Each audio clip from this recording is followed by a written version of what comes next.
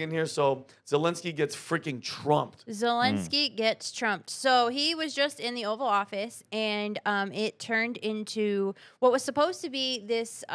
He was supposed to sign, I'm pretty sure, the deal for the access to the minerals for more of our aid, and instead he decides to insult our country and our president. So let's just watch this video really quick. I love the title that they did from Benny Johnson, 911, There's Been a Murder. Go ahead and play that, Julius. Your country is in big trouble. Can I Wait a answer? minute. No. Can You've I done a lot answer? of talking. Oh. Your country is in big trouble. I know. You're not I winning. know. You're not winning this. You have a damn good chance of we are coming out staying, okay because of Mr. us. President, we are staying in our country, staying strong from the very beginning of the war. We've been alone, and we are thankful. I said thanks You haven't in been this alone. cabinet, You and haven't not been only alone. in this cabinet. We gave you, through I this said stupid you. president, $350 billion. You voted we gave for you your military president. equipment, You and you voted men for are your brave, president. but they had to use I our voted for military. What about if Vance? you didn't have You our invited military me. equipment, You invited if me you to didn't speak. have our military equipment, this war would have been over in 2 weeks. So, Oh, shit. So to me, what I just witnessed, and in other videos you'll see online, I see a child getting scolded, a child that has been catered to, spoiled, and now he dares walk into the Oval Office and say, "We've been alone in this." From the beginning. Ugh. Hello? What about the hundreds of millions? Or billions? 350 billion. Billions? Yeah. Billions of dollars you've been given. The weapons, everything. How dare you talk to the leader of the free world and say, you haven't helped us enough. We're in this alone because you're cheering. So J.D. Vance eventually, in the next clip, J.D. Vance talks to him and is like, what do you think you're doing, bro? You're disrespecting the guy that's A, helped you, B, is offering you more help, and you're going to spit in his face by saying that it's not what you want and you're going to litigate and negotiate. So we can do the next clip. I think it's different. This JD Vance? Yeah. All right. And I want to hear Joseph's. I can't wait to hear your take. About the kind of diplomacy that's going to end the destruction of your country. Yes, but if you are Mr. not President, strong... Mr. President, with respect, I think it's disrespectful for you to come into the Oval Office and try to litigate this in front of the American media. Right now, you guys are going around and forcing conscripts to the front lines because you have manpower problems. You should be thanking the President for trying to bring an end to this conflict. Have you ever been to Ukraine that you say what problems we have? I have been to. Come once. I've actually watched and seen the stories, and I know what happens is you bring them on a propaganda tour, Mr. President. Do you disagree that you've had problems bringing people into your military? We have problems. And do you think that it's respectful I will answer. to come to the Oval Office of the United answer. States of America and attack the administration that is trying to prevent the destruction of your country? A lot of questions. Let's start from the beginning. Sure. First of all, during the war, everybody has I was just Oh, going to say yeah. that. Yeah. I was just Yeah. gonna say have that. a nice ocean. Oh, we'll haven't get there. seen We'll that. get there. Feel it in the future. You God don't- bless. you don't know that. God bless. You don't know God that. bless. You will not have a war. Don't tell us what we're going to feel. We're trying to solve a problem. Don't tell us what we're going to feel. I'm not telling you. Because I'm you're in no answering position to honestly. dictate that. That's Remember exactly this. what I'm not You're dictating. in no position to dictate what we're going to feel. You We're will- going to feel very you will good. Feel influence. We're going to feel very good and telling very you, strong. You will feel influence. You're right now not in a very good position. You've allowed From the yourself very- to be in a from very the bad very position, beginning and he of the happens war. to be right about From the it. very beginning of the war. You're not Mr. in a good Brown, position. I You was don't have in the cards right now. I don't With play us, cards. you start I'm having not playing cards. But cards. right now, you I'm don't. very Yeah, you're playing serious, cards. Mr. President. You're I'm playing very cards. serious. You're I'm gambling the with the president lives in of war. millions of people. You think- You're gambling with World War starting to III. learn. What are you You're thinking about? gambling Trump with is World thinking War about? III. And You- what you're doing is very disrespectful to the don't- country, okay, look. this country. I'm It's with back all to respect you. to your Far country. more than a lot of people said very they respect. should have. Have you said thank you once? A lot of I times. just said thank you Even once. Entire meeting, today. you said thank Even you. today. You went to Pennsylvania and campaigned for the opposition in October. Offer some words of appreciation for What- the United what States are of you America speaking about? and the president who's trying to save your country. I don't think I- anybody's gotten Oh my shafted in the God. Oval Office like Hold that on. since Monica Lewinsky. By the way, because I want to find Joseph, talk to Joseph before we see another clip. But Joseph, I want your opinion. And does this animosity, this anger, Trump, is this spilling over from all the corrupt shit with the impeachments and everything with Ukraine, with Biden? Where is that all? Like, is this payback for a while? No, I don't know, but you know, honestly, this I have so many thoughts on this because I've lived in Washington D.C., worked in Washington D.C. Well, I lived in Washington my whole life, worked in Washington D.C. all my career, and I've never seen this before. I've never seen a foreign leader come to the Oval Office and act like that in my life. Zelensky is giving a master class for foreign leaders on what not to do when you're talking to the U.S. president. And God bless J.D. Vance. What I a mean, G, they are like a dynamic duo, these two, how they play off of each other. They don't interrupt each other, and they're able to stay on message. And you know, when I see this, what I'm really seeing here is President Trump saying we're going to change our position on U.S. foreign policy. And he's saying that directly to one of the foreign leaders that have been trying to guide U.S. foreign policy for the last 4 years. And I think, you know, what this is going to have reciprocal effects. And being in D.C., you see this, is Zelensky's not just himself the leader or the president of Ukraine. He has a lot of interests that spread all throughout Europe, that spread into the United States, into Washington, D.C. Right before we got on, I got a text from a friend who's part of basically a lobbying group in favor of Ukraine, and said he wanted to get my impression on this. And what I see is that lobbying group, that PR group, that essentially that echo chamber is starting to get really loud against President Trump. And it's not just going to come from the left. It's going to come from the right as well. And I think that's what President Trump and J.D. Vance are doing. One place where you got to pay attention to where this is going to spill over to is into the Pentagon. Because the Pentagon, I mean, frankly, that's where the brass meets the tacks when it comes to providing support to Ukraine. And one of the positions that I'm going to tell everybody to pay attention to is the Deputy Secretary of Defense. We got the Secretary of Defense, which is Pete Hegseth, and he's awesome, and he's kicking butt and taking names. But the Deputy Secretary of Defense for Policy is a gentleman named Elbridge Colby. Elbridge Colby. Pay attention to Elbridge Colby.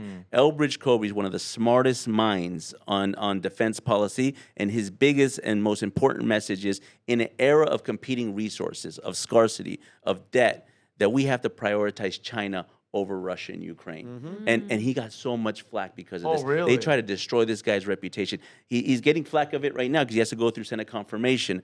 And I think the battle's going to shift there. If we can get Elbridge Colby confirmed as a Deputy Secretary of Policy, he will make sure that U.S. strategic interests and politics aligns with President Trump's vision of basically aiming for a world that's going to be free of conflicts and more towards a map of peace, but also understanding that we can't support all these conflicts around the world and these endless wars, and we have to focus where it's important. China is the biggest threat in the world, and the Western Hemisphere is where we live. Especially if you're going to come in to the leader of the free world and disrespect him and disrespect the country that's trying to offer you help. What do you mean? We don't have the time. We got other problems, like Joseph's saying. And then B, you're not even going to be grateful for it? Kelly, what do you mean offer help? We've given him him. almost half you're right. You're half so a right. trillion. Guys, I misspoke. $350 million, probably more. And he can't find some of this shit. Meanwhile, half of it he couldn't find. Okay, and mind you, what about us? What about the hurricanes in North Carolina? What about the people dying in Florida that don't have shit? What about the veterans on the street? And this piece of shit comes to our country dressed like a moron. Like, I don't give a fuck who you are. You come to the White House of the United States, put on a suit, not combat boots, like you're in the front lines. Not for nothing, but you know who Zelensky puts on a suit to meet with? Who? Benjamin Netanyahu. Oh, and I'll say no more on that.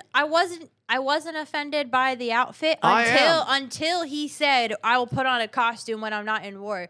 You're not going to war in this room. In this room, you're getting help. No, it's you're an representing your country. He's an actor. It's you don't sacrifice your values for just because somebody's, you stand up for you dress the part that you want to be. You're a president. Do we forget the green screen videos? Do you guys remember that? When we found out that those videos that Zelensky was posting of himself on the streets, like the deserted streets of Kiev, and he was in front of a green screen the whole time. Yeah, he's lying. They circulated a bunch of photos of him, wearing combat fatigues on the front lines. Those were taken 5 years before when he was like doing a survey of troops not in war. Yeah. Like this, everything about this guy.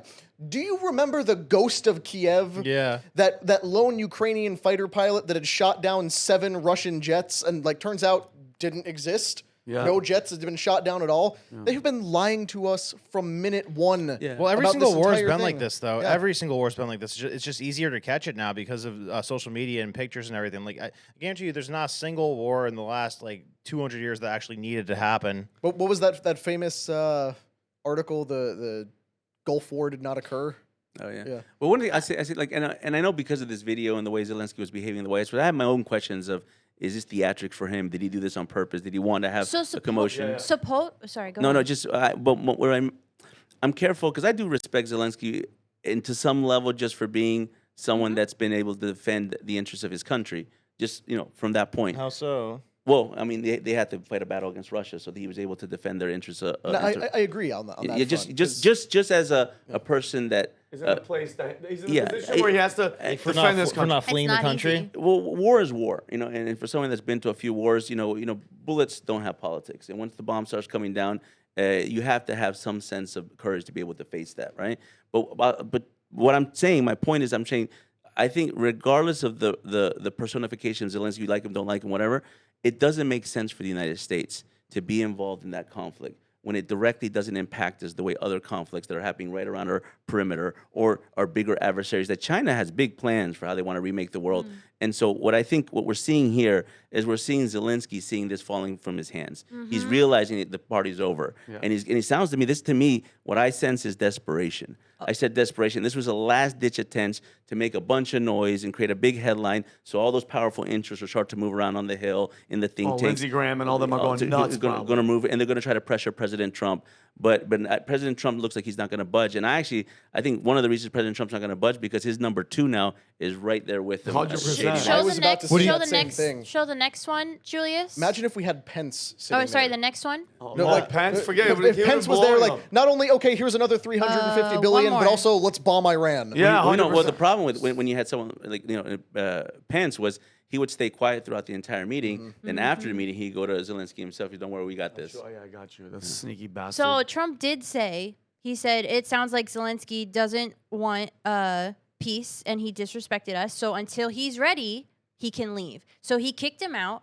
His reports coming from the White House say that his team begged to reset negotiations. Let's reset. Let's do what we came here to do. And I am, just like you said, Joseph, so proud. I love watching that video of JD Vance and Trump side by side saying, we're not going to take this bullshit. Yeah.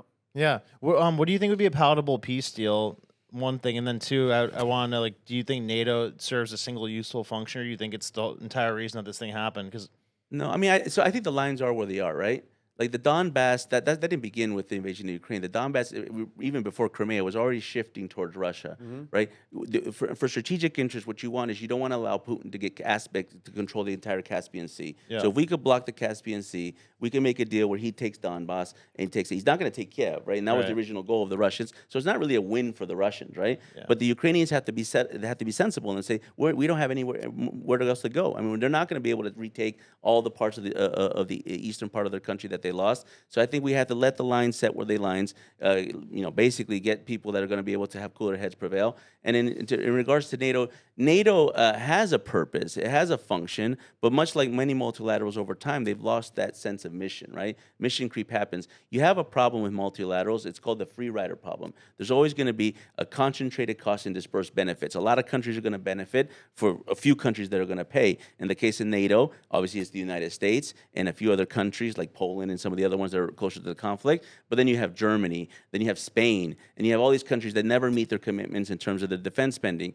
So I think NATO has a utility, but it's going to have to be reformed. It's going to have to be adapted. Well, the reason I wonder about this is because the whole reason it was formed in the first place is a response to the Warsaw Pact, but then the Warsaw Pact dissolves. Yeah. And since the Cold War collapses, NATO's gotten closer and closer to Russia each year. And it was actually the president of freaking Lockheed Martin that led the committee to expand NATO. So what does that tell you? That they had a vested interest. It's not just that. I mean, really, NATO also serves a purpose of creating a North Atlantic network that creates around a missile defense, right? So in the United States, we are very well protected if any hypersonic missile or anything comes from Russia or China through our northern hemisphere, right? Where we're not protected is through our southern hemisphere. And that's why China's whole vision of the world is to reestablish a new north-south divide by creating a south-south network. South Asia, Middle East, Africa, into Latin America. And so if these missiles start to come up from the south, we don't have the posture. NATO's irrelevant then, NORAD's irrelevant then to be able to deal with these type of issues. So I think in many cases, and I agree with, I was mentioning with Elbridge Colby, I agree with the sentiment that Russia-Ukraine is a conflict that's distracted us from larger priorities in the world that we have to attend to make sure the United States is positioned to defend Americans and our interests. Is this another reason why you were talking about how Trump wants the whole like Western Hemisphere to secure our border? Would that him going into Mexico and everything It's allow? more to secure our borders. It's to secure our homeland, airspace, land, cyber, and it's to essentially create a new North-South relationship that breaks China's South-South strategy. Got it. And North-South relationship is an identity, right? It's an identity. So what does China want to do? They call Mexico South. That's a southern country. And nowhere on the map does anyone consider Mexico South. However, what I would say is actually North extends even further into parts of what they call South America. Venezuela, they play baseball, right? Not what they play in the South of South America. In Colombia, when they do migration and travel and trade, they all go move north. So if you look at the way the equator is drawn, the North Atlantic and the North Pacific, all that territory to me is North America. It's our area of affinity, is where we need to be established. And I think President Trump, I just amazed at his strategigic intuition of how he sees things. Maybe it's because he's a real estate guy. He just sees territory. Yes. When you're talking about looking at the map, Joseph, I was like, oh shit, it's not, it's black and white as that, but he knows strategy, bro. The guy knows Missile defense is just like real estate. Location, location, location. Location. So it makes a lot of sense. I mean, look at China and their involvement with BRICS that has expanded into it's like 14 either member states or pending member states. Like they are creating a global South coalition against the West. And pushing NATO expansion economically, politically, militarily, and that's where our priority needs to be. Our priority needs to be to defend ourselves. He's even talking about building an Iron Dome around the United States because he's realizing that the sophistication of these hypersonic missiles are getting even more advanced to the point that we may not be able to have the time to alert with the NORAD and missile defense shields that we currently have. So I think President Trump is seeing this thing 5-10 steps ahead, and he's trying to get us. His challenge is that he has to get that government to react with him.